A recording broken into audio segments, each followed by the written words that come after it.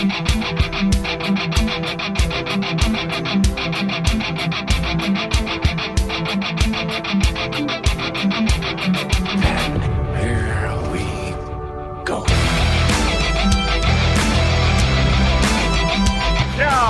bring on the Mountaineers. Goes around about the 50, the 10 to 5. A touchdown with Virginia. He did it. He did it. That's with White.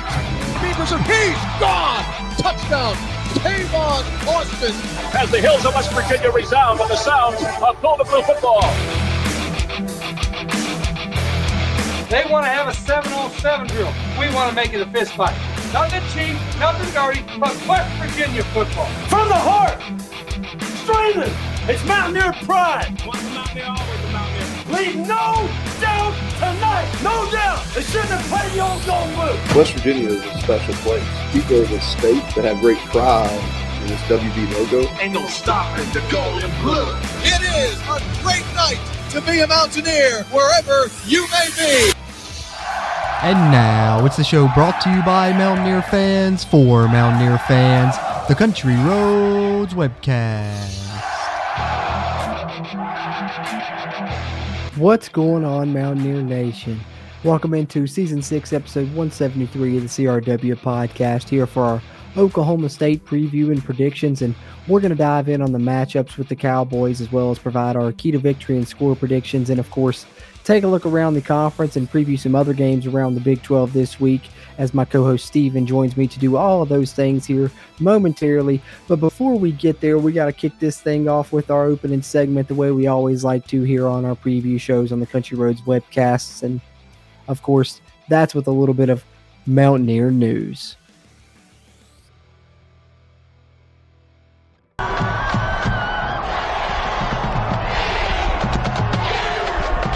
All right, we lead off this episode with a little bit of football news. No, not American football, but traditional football here as West Virginia, I'm sure you've heard by now, takes down number 1 in the nation, Marshall, in soccer this week. West Virginia was ranked number 5 in the nation. Marshall was ranked number 1 at the time. West Virginia beat them 5-2 in Morgantown. Awesome game if you got a chance to catch it on ESPN Plus, or if you got a chance to attend there in Morgantown. Looked even better if you were there in person, I'm sure. The atmosphere seemed to be amazing. West Virginia got the big win and stormed the field afterwards. Looked like a great and fun college sports experience there as West Virginia takes down Marshall 5-2.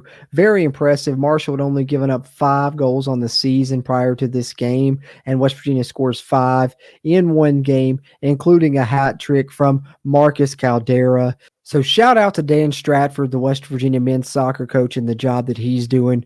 West Virginia's had some ties this season, but they're currently undefeated and just took down what was the nation's number 1 team 5-2 in an awesome college soccer game in Morgantown. And then next up in Mountaineer news, it was also announced this week by the university that West Virginia will honor head coach Don Nehlen and immortalize him on the Diversified Energy Terrace at Milan Puskar Stadium. And they're going to do it for the Cincinnati game on November 18th. It will take place during that game. The ceremony will there, as you see here, announced on the university's official page there on X. And of course, the great picture of Don Nehlen there, the legendary Mountaineer head football coach that did so many great things, building this West Virginia football program, including 2 undefeated seasons. So great to see him honored, as he will be on November 18th there in Morgantown, as they add his name to the Diversified Energy Terrace there at Mountaineer Field. And then lastly, here in Mountaineer news, a bit of an injury update, of course, coming from our friends over at WVSportsNow.com. This one coming from Ethan Bach. Aubrey Burks and Wyatt Milam both set to return against Oklahoma State, and that's huge. I think that they are 2 players that are leaders on this team. Wyatt Milam, one of the best players in the offense. Aubrey Burks, one of the best players on the defense.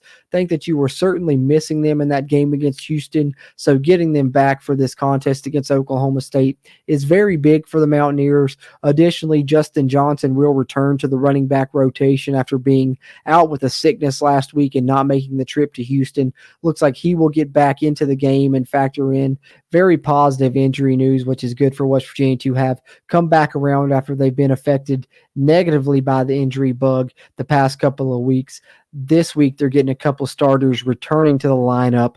Free safety Aubrey Burks is back, and left tackle Wyatt Milam back for the Mountaineers in this game against Oklahoma State. So there you have it, Mountaineer Nation. Some big WVU soccer news as they deliver an important and impressive victory there over another top team within college soccer. And then, of course, some great news for the West Virginia football program, some well-deserved recognition for Coach Nehlen coming on November 18th. And then lastly, a bit of an injury update. Glad to see Wyatt Milam and Aubrey Burks both returning this week, just to sum up there in Mountaineer news. But appreciate you guys tuning in here to episode 173 of the CRW podcast, whether you're tuned in on the video side on the CRW YouTube channel or on the web there at wvsportsnow.com. Or if you're tuning on the audio side, which you can find on any podcast platform, you name it, Apple Podcasts, Google Podcasts, Spotify, iHeartRadio, Amazon Music, you can find us there. Just search Country Roads Webcast. We appreciate you tuning in to this episode. Either way you choose to do so. And with no further ado, let's get into the fun stuff here as Steven joins me and him and I break down this matchup with the Cowboys, including providing our key to victory and score predictions for this pivotal homecoming Saturday game in Morgantown.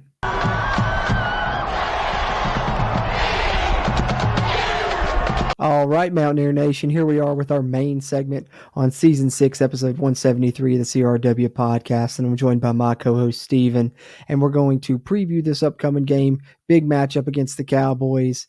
Very pivotal here in this Big 12 race, Steven. I've been calling this kind of the contender or pretender game because I think whoever comes out on top in this one Saturday is going to remain a contender in this Big 12 race and have a chance, to maybe make it to the Big 12 conference title game when it's all said and done, or at least be playing meaningful games in November, which is where you want to be. But how are you feeling about this important contest?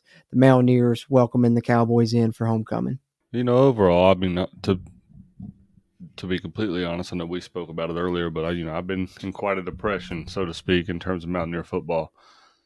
But with that being said, I'm really excited to what can hopefully potentially be, a good little turnaround, and we can start playing meaningful games, and like you said, meaningful games in November. It's been quite a while since we've done that, so. There's potential to still have good things on the horizon, even with all the sadness that's been had the last week or so. Yeah, for sure.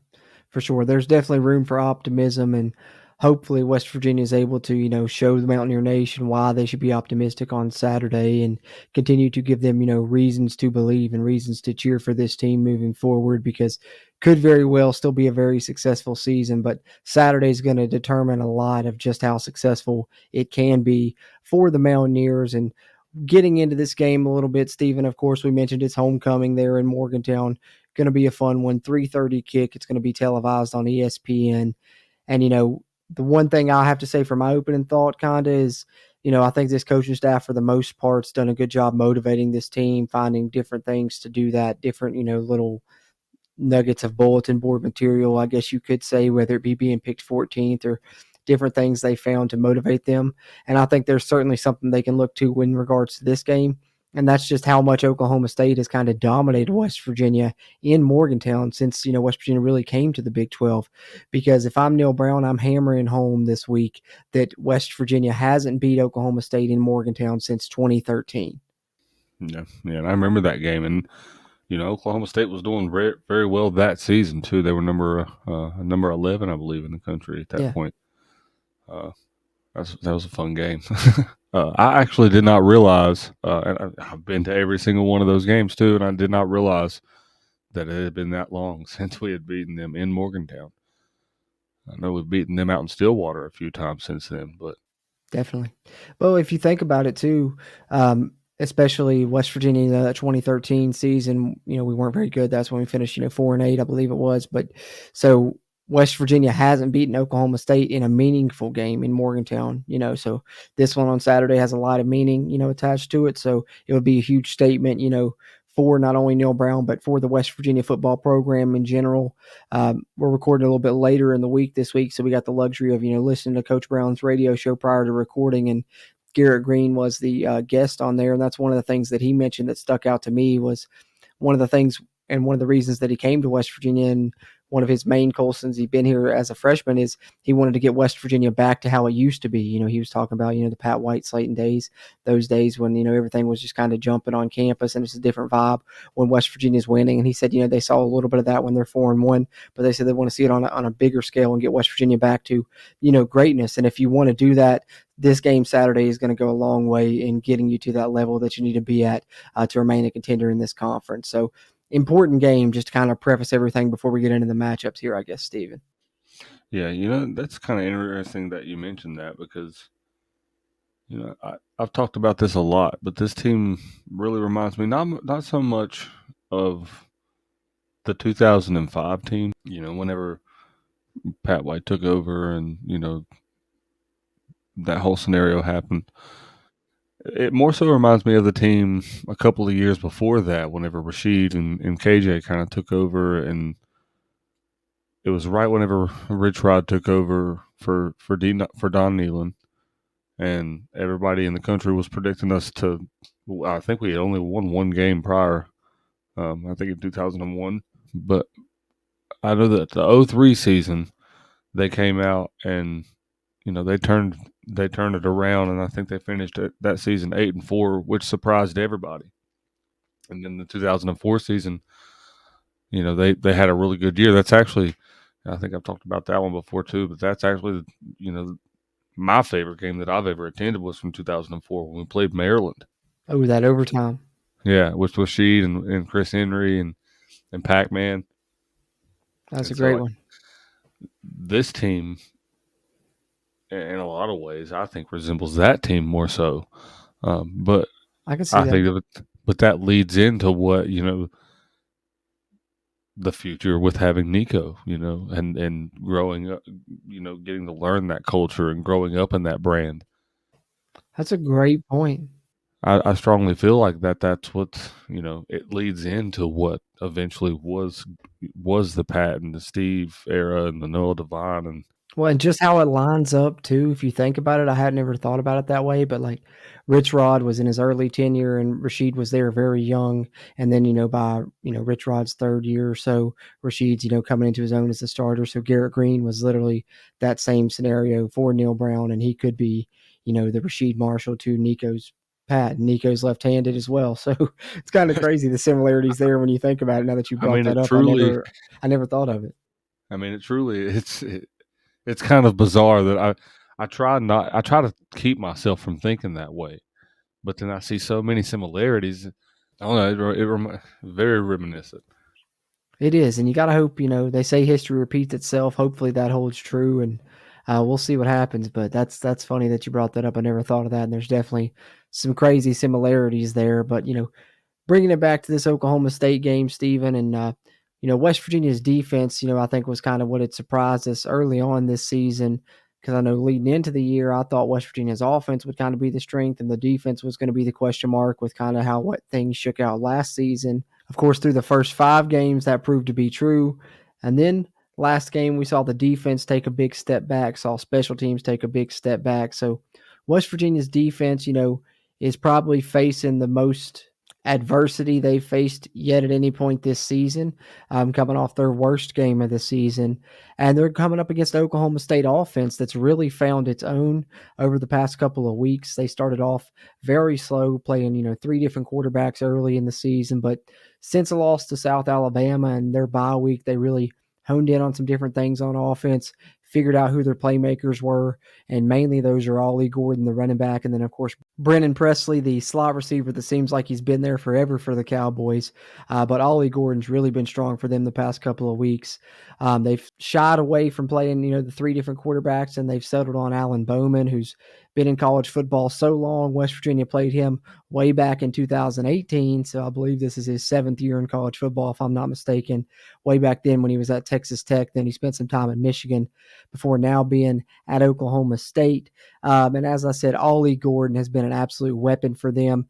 5th in the Big 12 in all-purpose yards right now. And his past 2 games, the 2 times that Oklahoma State has beaten these 2 Kansas schools, Kansas last week and Kansas State the week prior, he's had phenomenal games. Against the Wildcats, he had 21 carries for 136 yards and a touchdown.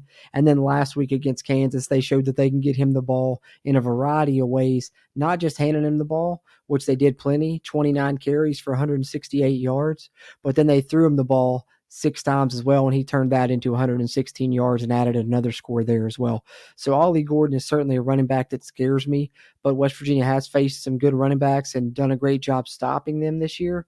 But you kind of got to wonder where West Virginia's defense's head is at after having a down performance last week, and you wonder if getting Aubrey Burks back should help, but you're still not going to have Trey Lathan. So where do you think this defense is at, Stephen, both mentally coming off the game they just had and a little bit of a setback? Do you think they'll be able to bounce back from that? And do you think they match up decently with this Oklahoma State offense? Well, I think first of all, after a performance, like the one at Houston, I think any defense is going to be down on themselves after something like that. But I think if anything, this defense has proved throughout the season that they can bounce back from adversity. And especially, in the TCU game and, after the performances of the Duquesne and the Penn State game, so it's not the first time that they've had to, listen to people talking, throughout the fan base and throughout the media about how bad they are, how bad of a performance they put on. But, even you alluded to it before we went into the game that this was probably going to be, bar none, the best receiving core that we faced all year. So, I don't know. I think there was potential for there to be a letdown for us in that game. So I don't know. I think once we get some of those pieces back, our defense is going to be okay. But I truly think it'll be a good matchup for us because Saturday's supposed to be pretty rainy. It's pretty cold. They're probably going to be forced to run the ball. They want to run the ball anyway. But I think if we force them to run the ball, I think we got a good shot because I don't know. I don't think that their receiving core is good enough to outmatch our defense, especially whenever we're looking to bounce back. Have maybe like a similar game plan to like you did against Penn State. You shut that run game down. They had really good running backs. Unfortunately, Drew Aller, proved to be very good and could beat you with his arm as well. But I think if you can shut down Ollie Gordon, kind of focus on him, hone in on him as your game plan. Don't let the slot receiver Brendan Presley make any, big plays when they're trying to get him the ball out in space. And if you force Alan Bowman to throw the football and you can pressure him a little bit, I think you can win this game. Alan Bowman's only completing 56% of his passes. And, he started off hot that redshirt freshman year at Texas Tech, but since then, it's kind of been a downward slope if you look at his, career grades year by year since then. And this year, kind of struggling a bit as well, 4 touchdowns versus only 3 interceptions. So I think West Virginia does have an advantage if they can stop Ollie Gordon and stop the Oklahoma State's run offense. I agree with you on that one. Yeah, I truly do believe that. I think that the crowd's going to be a factor or needs to be a factor.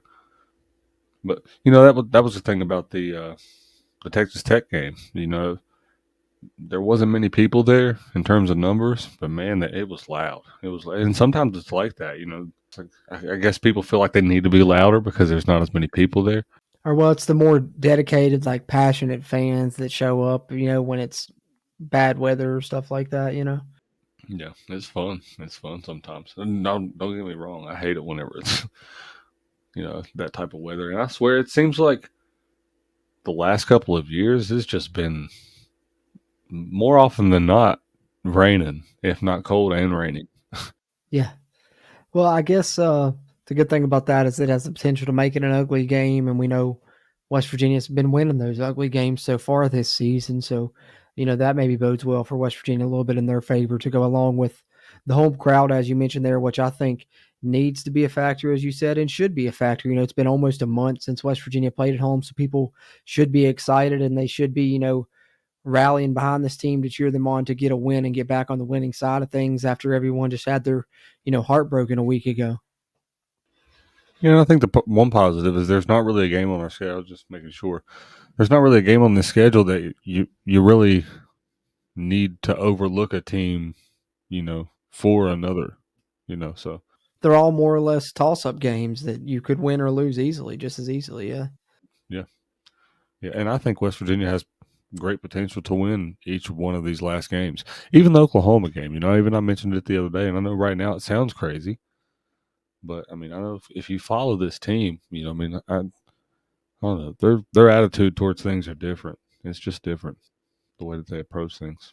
Yeah, they're resilient, man. That's one good thing you can say about this team is they're going to always keep fighting, and so they should always be, in every game, and they have been to this point, and hopefully that continues to be the case. But that's kind of our thoughts on how the West Virginia defense matches up with the Oklahoma State offense, which is coordinated by Casey Dunn. He's been there with Mike Gundy since 2011, took over as the offensive coordinator back in 2020. And, I think the key there for West Virginia in that matchup is you got to stop Ollie Gordon, who's having a tremendous season for the Cowboys and arguably one of the better backs in the Big 12. But the good side of that for West Virginia is they faced a lot of good running backs thus far and done a pretty good job against them. Gotta hope that continues if you're a Mountaineer fan. But let's flip it over to the other side, Steven. Another interesting matchup when you look at this. West Virginia's offense coming off their breakout game of the season, really, not only, stats-wise, scoring-wise, but just, the way you finally saw the passing offense come together. Garrett Green coming off a 391-yard performance, most passing yards for a West Virginia quarterback individually since 2018. You saw the explosive plays we've been clamoring for. Steven's got the jersey on over there, looking very beautiful in that jersey over there, looking good. I love it, love it, love it. Gotta love GG, and he puts on an amazing performance like that. You gotta rep him. So I feel you, brother.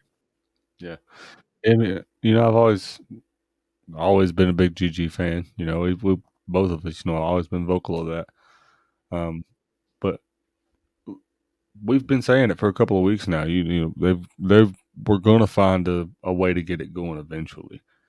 Devin Carter, I think, deserves a lot more praise than he's been getting because he finally got a lot of things. I mean, I know he had a few drop passes that he should have caught, but for the most part, he finally put a good performance together that we've been waiting for him to have. Yeah. So I'm really hoping that kind of, snowballs into something good moving forward. Yeah, for sure. Well, it gives defenses something else to worry about.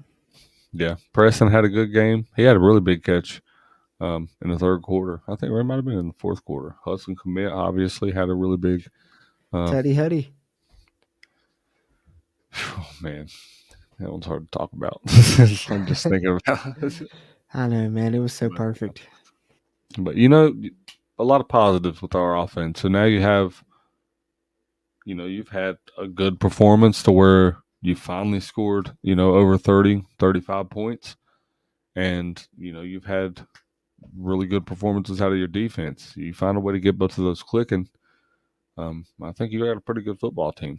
You know what I mean? It doesn't have to be, not to say that, we don't want it to be, but it doesn't have to be gritty, not pretty. If we can get both of those things working well together. Yeah.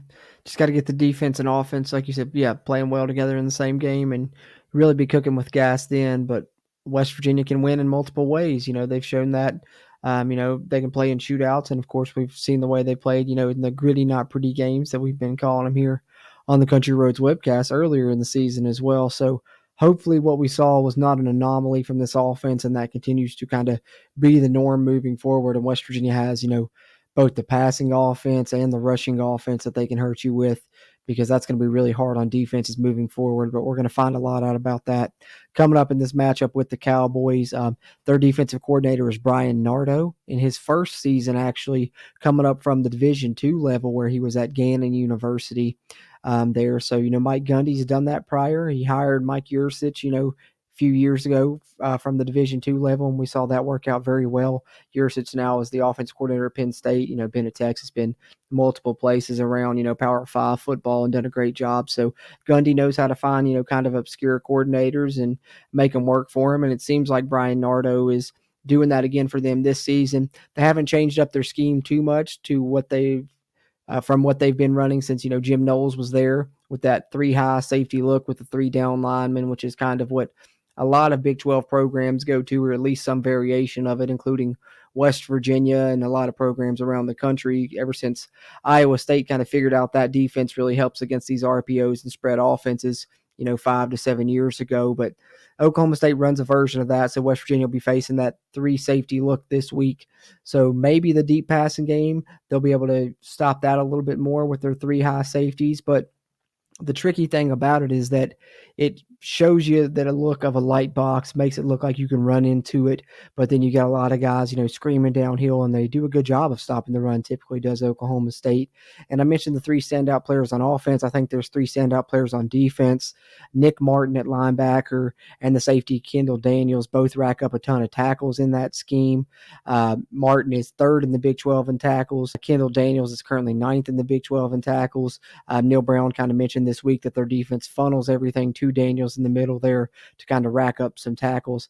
And then Colin Oliver is the main standout to me for them on defense.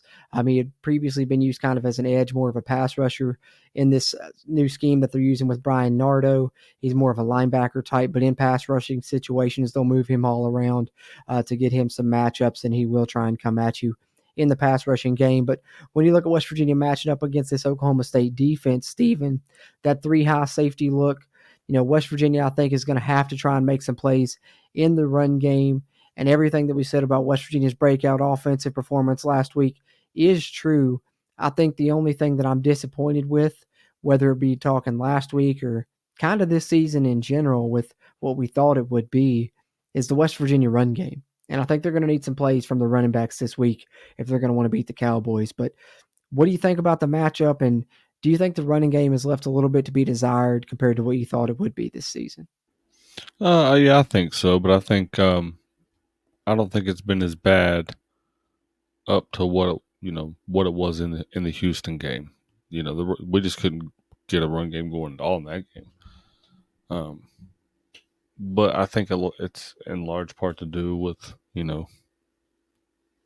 what's happened on the line and Tomas and Wyatt going down. And I've touched on that a little bit with CJ in the past. Is I think a lot of it is, from what I can tell, he's trying to be more patient and find that gap, more so than just hitting it with a head down and trying to hit it with a burst of speed. I get it, and to be honest, up to this point, I thought it was a positive. But I think that you were a better runner whenever you hit it, just hit it headstrong. We will find out. The proof is in the pudding. But I'm hoping he comes around because West Virginia could use him, and this could be a big game for him too. Because I think, like I said, West Virginia's going to need to make some plays in that run game in this matchup against Oklahoma State. But the last thing I want to say in regards to West Virginia's offense, of course, is a stat that I'm sure a lot of Mountaineer fans seen going around, and just got to shout him out. I know we mentioned him briefly earlier, but Hudson Clement, currently number 1 in the nation in yards per reception. So shout out to the 304 boy, West Virginia's own in-state player, getting it done. But having said that, Steven, that's pretty much all I got on this matchup of West Virginia's offense versus this Cowboys defense. About ready to get into some key to victory and provide our predictions for this one, I guess, unless you got anything else in regards to this matchup. The only thing I had left regarding that matchup kind of goes into my key to victory, so we'll just go ahead and feed it into that. All right, so let's do it. No further ado, let's get into the key to victory and score predictions here on episode 173 of the CRW podcast.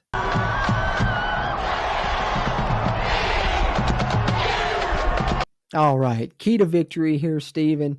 We know the drill. The viewers know the drill. The listeners know the drill by now. What do you think it's going to take for West Virginia to emerge victorious in this pivotal game on Saturday, homecoming day in Morgantown? What's your key to victory in this matchup against Oklahoma State? One of two things. I think, we touched on it a minute ago. The offense coming off the performance that they had down in Houston, whether the outcome of the game was what it was or not, the offense performed well, especially considering how they've performed all season long. So I think if we can continue to capitalize on that, if we can continue to exploit things in the passing game, then it'll be a good day. But on the flip side, I think we need to stop their run game. I think that's one of two things that we need to do, which, we're going to have to burn the ball effectively too. But, it's going to be a cold, rainy day. Both teams are going to be forced to run the ball. So, like you said, Ollie Gordon's been having some pretty big games, so we're gonna have to just shut him down. If we can do that, I think we got a good shot. I like it. I agree with everything you said there. For me, my key to victory, Stephen, win the turnover battle. And I got a couple reasons why. One of those being Oklahoma State in those previous 2 wins I just talked about earlier over the 2 Kansas schools. They've won the turnover battle 5-0 across those 2 games, so +5 in the turnover margin. And then West Virginia, when you flip it over and look at us, now we won the turnover battle against Pitt. But if you take that game out of the equation, Stephen, do you know the last time that West Virginia won the turnover battle outright? I'm not talking about, even. I'm talking about being plus in the turnover margin. Excluding Pitt this year, you'd have to go all the way back to October 13th of last season against Baylor would be the last time West Virginia won the turnover battle in a game if you take out the Pitt game this season. So West Virginia definitely, for everything they've done right recently, they've been winning despite the fact they haven't been, doing a good job winning the turnover battle. So just imagine, we talked earlier about West Virginia getting the offense and defense synced up in the same game. Imagine if they not only do that, but come out and win the turnover battle on Saturday. You certainly got to like their chances. So for me, that's the key to victory. You win the turnover battle, and then you control the time of possession even more. So that only bodes well for you as if you're West Virginia, because that's what I think more than anything has become your identity as an offense. Is you chew the clock and win the time of possession battle, because that's one thing we've been dominant on the scoreboard or on the stat sheet all season long.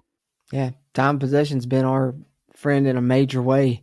Even last week against Houston, we absolutely dominated time possession in that game as well. So certainly it's something you want to do. And, if you continue to do that, and winning the turnover battle is only going to add to it.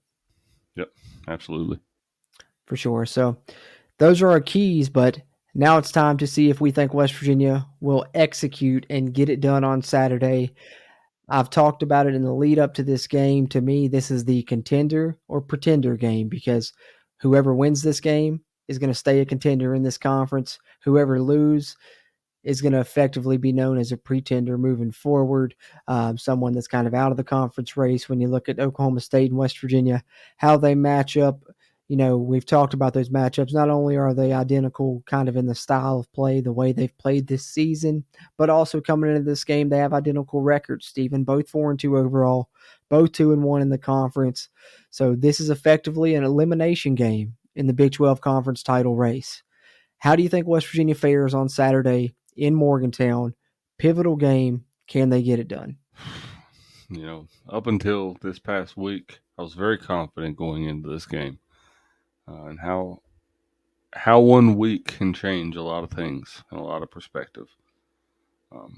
I think that West Virginia still finds a way to get it done. I think it's more of a gritty battle than what I've foreseen it being. But yeah, I do. I'm sticking to the main theme of of kind of the realm of score that we've been going along with all season. But I'm thinking 24-21 again. Oh, I like it. Hey, it's worked out good for us in the past. Yeah. Hey, man, I don't blame you. I think that this is a big game, as I've mentioned, time and time again throughout this episode. I want to continue to hammer that home. It's homecoming. You're coming back home if you're West Virginia for the first time in nearly a month. The crowd should be good, should be a good atmosphere for you. That should give you a bit of an advantage. I talked earlier, West Virginia hasn't beaten them in Morgantown at Mountaineer Field since 2013. That's something that should motivate you. We talked about this team being resilient, how they fought time and time again this season. I think that should show us that they're going to respond well to the heartbreak from last week, because really that's what this ultimately is about. I think this is going to tell us a lot about, being a contender, as I mentioned earlier, but it's also going to tell us a lot about this Mountaineer team that we have, because that's something that's either going to make or break you. We've heard them say that a lot. So really, however you feel about that's going to kind of determine how you feel about this contest. But given the things that this team has shown us this season in regards to their mentality, their resiliency, I think it's going to make them. I think our team's going to bounce back in a big way. I think particularly the defense is going to bounce back in a big way. And I think they come out and hold another Big 12 opponent under 20 points. I've got West Virginia winning the game, just as you do, Stephen, by 3 points, but I've got it 20-17, Mountaineers coming out on top over the Cowboys. I like it. Hopefully, we can prove to be correct. But be sure, if you're tuned in here on the video version on YouTube, whether it be on our channel or on WVSportsNow.com, drop your prediction in the comments below. We'd love to hear your thoughts as well as we continue to try and grow the Country Roads webcast community throughout Mountaineer Nation. Or if you're tuned in on the audio side, you can drop it in the rate review section on your preferred podcast platform. But having said that, Stephen, any final thoughts on Oklahoma State before we finish up this episode with our Big 12 preview here for week 8? No, man, I just, I hope we can find a way mentally to get prepared for this game. And I do think we will. So, we've done it several times this season. I expect this one to be no different. As do I. I agree with you there. I think they're going to come out ready to play, and hopefully they've got a great atmosphere there backing them up. And I know as Mountaineer fans, we're excited to see this team get back on the field, get that poor taste out of our mouth, and hopefully get back on the winning side of things. So we'll see what happens, but we're excited about it, and we know you all are as well. But some other good games coming up in the conference as well. So let's take a look at those as we get ready to wrap up episode 173 of the CRW pod here with our final segment as we take a look around the Big 12.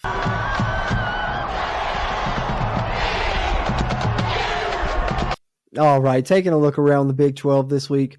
All our conference games actually taking place on Saturday, and our conference game of the week, conveniently enough, is down here at the bottom, so won't have to skip over anything.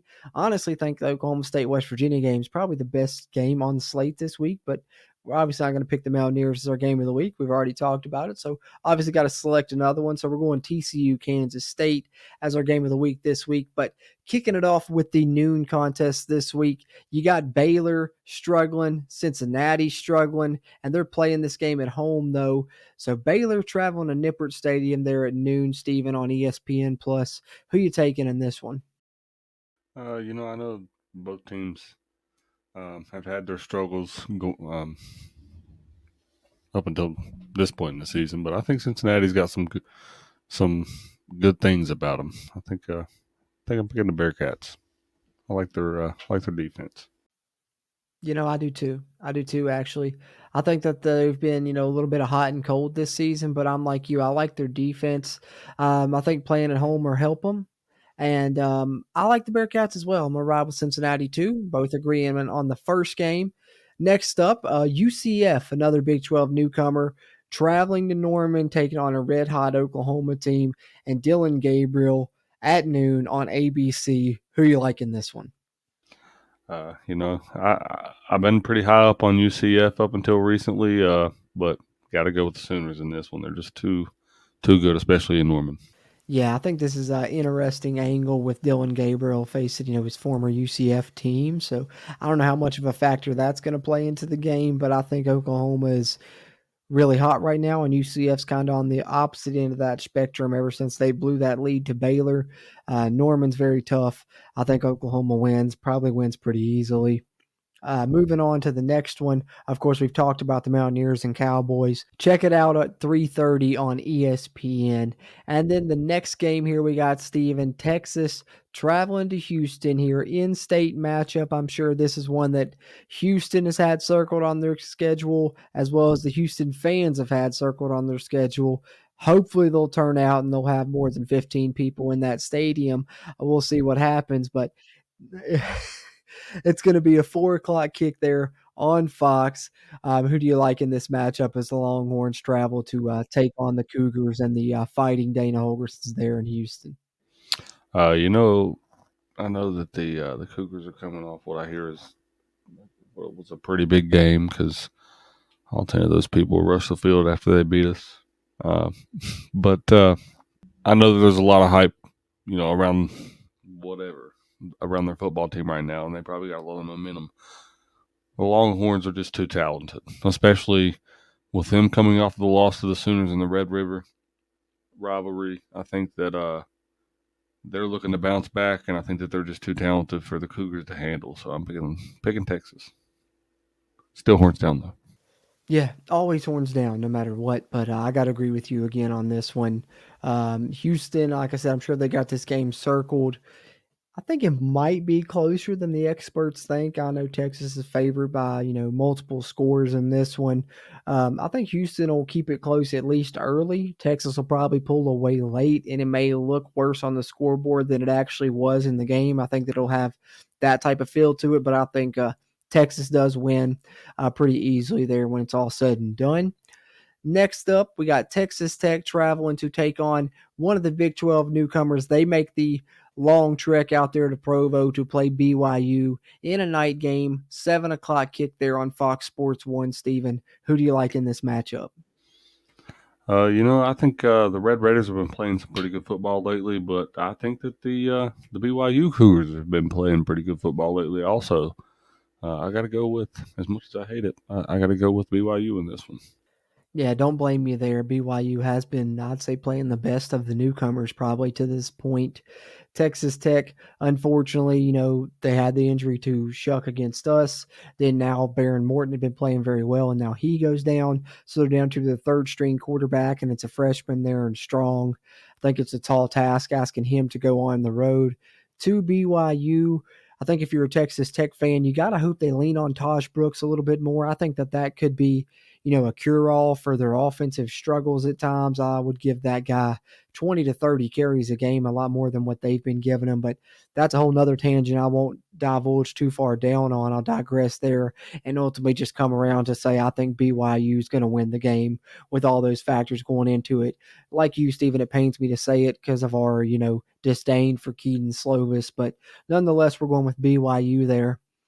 And then finally, our game of the week here in our Around the Big 12 segment here on episode 173 of the CRW podcast, and that is TCU traveling to Manhattan to take on Kansas State in a rematch of last year's Big 12 conference title game. Pretty cool to get to see a rematch of the conference title game here. TCU traveling there to the Little Apple. Going to be a 7 o'clock kick on ESPN2. Interesting matchup here, Steven. Who do you like in this one? I know it's crazy to think, going into the season, we were thinking Chandler Morris versus Will Howard, but no, we're getting Josh Hoover versus Avery Johnson instead. So get the freshman quarterback battle. Another interesting angle to go along with, the conference rematch angle. I had to throw that in there as well. But who do you like in this one? Who's your pick in this game of the week here on our Around the Big 12 segment, Stephen? I really want to pick TCU, but I'm not. I'm going to pick the Wildcats. I can't say I blame you there. It's a tough place to play there in Manhattan for sure. I think that this is a toss-up, could go either way. I think if you're TCU, maybe you have a little bit of added motivation because, Kansas State did beat you in the Big 12 conference title game last season, was, your one blemish there prior to, the college football playoffs. So maybe you want to right that wrong if you're TCU. I think Hoover looked good. I do like Amani Bailey, and I think that's where I give TCU the edge on Kansas State a little bit, as I like the TCU run game a little bit more than Kansas State's. I think that TCU goes in there and gets a road win. I'm going to disagree with you, and we're going to have opposing opinions on the game of the week for, I believe, the second consecutive week, if I'm not mistaken. So we'll see who comes out on the correct side this week. Pretty good slate, though, this Saturday in the Big 12, I'd say, Steven. Any other thoughts you want to add here before we wrap up our Around the Big 12 segment? No, I just, like you mentioned, this is a real pivotal game. It's, kind of an elimination game, if you will. So I really think the West Virginia needs to bounce back in a strong way, and, they can prove a lot to a lot of people again with this game. So hopefully they do so.